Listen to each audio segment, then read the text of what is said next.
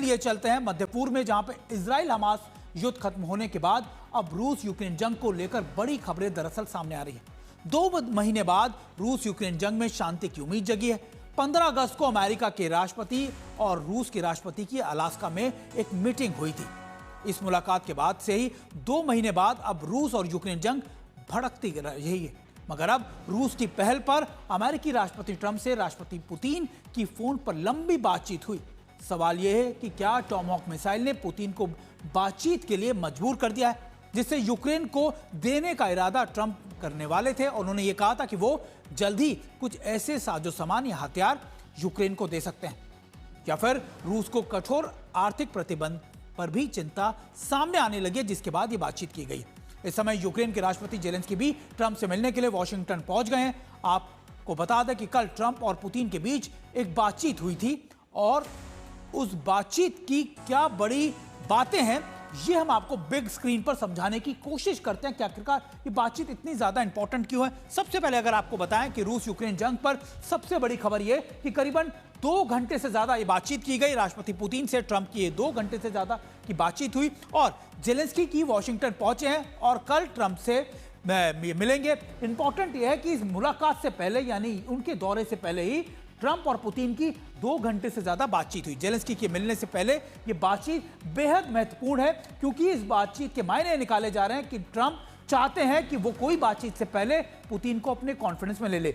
2 हफ्ते के भीतर हंगरी में मिलने वाले हैं ट्रंप और पुतिन। अलास्का मीटिंग के बाद, अगस्त में जो मीटिंग हुई थी, उसके बाद ये एक और बड़ी बैठक पुतिन और ट्रंप के बीच होने वाली है। 15 अगस्त को आखिरी बार अलास्का में यह मुलाकात हुई थी। इसको माना गया था कि अमेरिका और रूस की नजदीकियां जो है वो धीरे धीरे आगे बहुत करीब पहुंचने वाले। हफ्ते भर में रूबियो और लैवरोव की भी मुलाकात होगी, यानी यह मुलाकात भी बहुत महत्वपूर्ण होने वाली है। अब आपको बता दें कि उपराष्ट्रपति जेडी वेंस हो, स्टीव विटकॉफ भी एक्शन में है। वो भी लगातार रूस के साथ अपना एंगेजमेंट बढ़ा रहे हैं, और ये सारी चीजें ऐसे दौर में हो रही हैं जब खुद जेलेंस्की जो है वो अमेरिका में मौजूद हैं। दरअसल रूस को आर्थिक प्रतिबंधों से इतना प्रभाव नहीं पड़ता, लेकिन टॉमहॉक आ जाने के बाद निश्चित तौर पर रूस के कई अंदरूनी इलाके, डीप स्टेट्स बहुत ज्यादा टारगेट पे हो जाएंगे, और यूक्रेन इसका इस्तेमाल भरपूर करेगा। और इसी से जुड़ी एक बड़ी खबर आपको बताते हैं कि रूसी राष्ट्रपति व्लादिमीर पुतिन ने अमेरिकी राष्ट्रपति डोनाल्ड ट्रंप से के साथ फोन कॉल के तुरंत बाद रूस की सिक्योरिटी काउंसिल की स्थायी सदस्यों की एक बड़ी बैठक बुलाई है। यह जानकारी न्यूज एजेंसी की तरफ से दी गई है, टास की तरफ से यह खबरें आ रही है कि क्रेमलिन के सहायक यूरी आशकोव ने बताया कि पुतिन ने कॉल के तुरंत बाद दौरान हुई चर्चा पर विस्तार से ब्रीफिंग दी गई। यह घटना यूक्रेन युद्ध पर चल रही है और कूटनीतिक गतिविधियों के बीच महत्वपूर्ण ये मीटिंग मानी जा रही है, क्योंकि हफ्ते भर के भीतर रूस और अमेरिका के विदेश मंत्रियों की मुलाकात होने वाली है। लिहाजा पुतिन ने सुरक्षा परिषद के सदस्यों को अपने प्लान की पूरी जानकारी दी।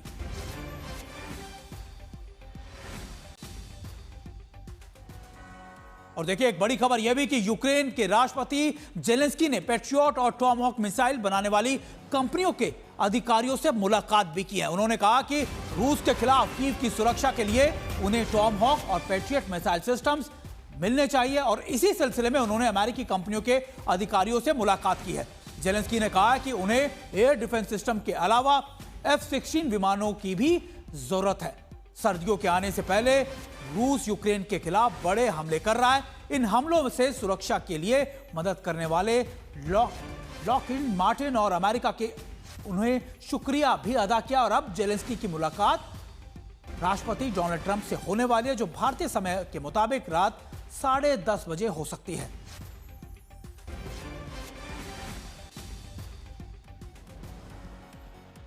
अब सवाल यह उठ रहा है कि क्या जेलेंस्की के अमेरिका पहुंचने से पहले ही ट्रंप ने पुतिन से बातचीत कर जेलेंस्की को हैरानी में तो नहीं डाल दिया।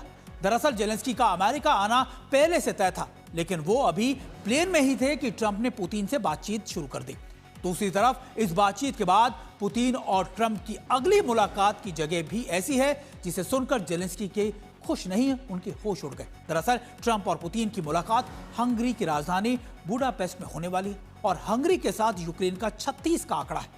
हंगरी ने नाटो में यूक्रेन की एंट्री पर वीटो लगा रखा था, और वो अभी रूस के तेल और गैस खरीद रहा है। इसके साथ ही राष्ट्रपति जब विक्टर को पुतिन और ट्रंप दोनों पसंद करते हैं और ओरबान ने ट्विटर पर हंगरी में होने वाली मुलाकात का स्वागत भी किया है। दूसरी तरफ जेलेंस्की की भाषा पुतिन को लेकर बहुत ज्यादा विवादित हो गई है।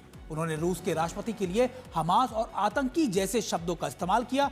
इसके अलावा भी यह भी कहा गया कि मॉस्को टॉमहॉक मिसाइल के डर से बातचीत के लिए भागा भागा फिर रहा है। जेलेंस्की और पुतिन के बीच इस नफरत के चलते 3.5 साल से जंग जारी है और ऐसा लग रहा है कि शायद अभी भी दोनों के बीच में टकराव या खाइयां बहुत ज्यादा गहरी हैं।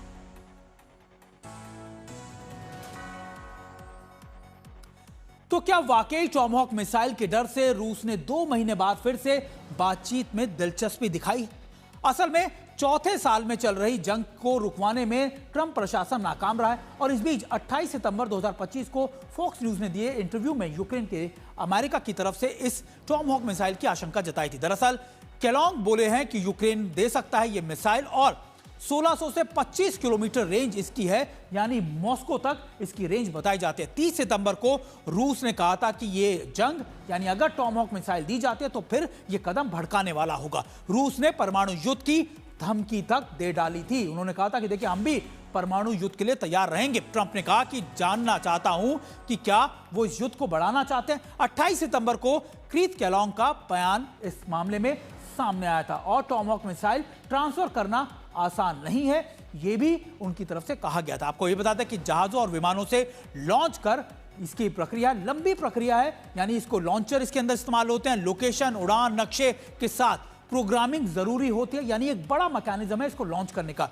लॉन्च करने वाले प्लेटफॉर्म के लिए आर्मिंग कोड जरूरी होता है। सिर्फ अमेरिकी सैनिक ही इसे ऑपरेट कर सकते हैं। इसी वजह से यह भी माना जा रहा है कि क्या अमेरिका के सैनिक सीधे तौर पर यूक्रेन जाएंगे। नाटो सहयोगी भी पहले लाइसेंस लेते हैं, इजाजत लेते हैं और मिसाइल के साथ अमेरिकी सैनिक भी देने होंगे, यानी आपको उनको ट्रेन भी करना होगा ताकि वो इन मिसाइलों का इस्तेमाल कर सके। पुतिन के लिए विदेशी सैनिक रेड लाइन है, जो वो पहले भी कह चुके हैं कि अगर कोई विदेशी सैनिक लगातार यूक्रेन में आया तो फिर रेड लाइन क्रॉस हो जाएगी। और आपको बता दें टॉमहॉक मिसाइल ट्रांसफर करना आसान नहीं होगा।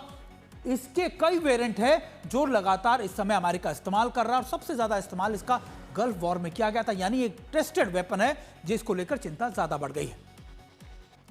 टॉमहॉक एक ऐसी मिसाइल है जिसका इस्तेमाल अमेरिका ने कई जंगों में किया है, यहां तक कि हूतियों के खिलाफ भी हाल ही में अमेरिका ने इसी मिसाइल से कई अपने नेवी से मिसाइलें दागी थी। जानकार बता रहे हैं कि पुतिन से फोन पर बात करते हुए टॉमहॉक को लेकर ट्रंप ने यू टर्न ले लिया।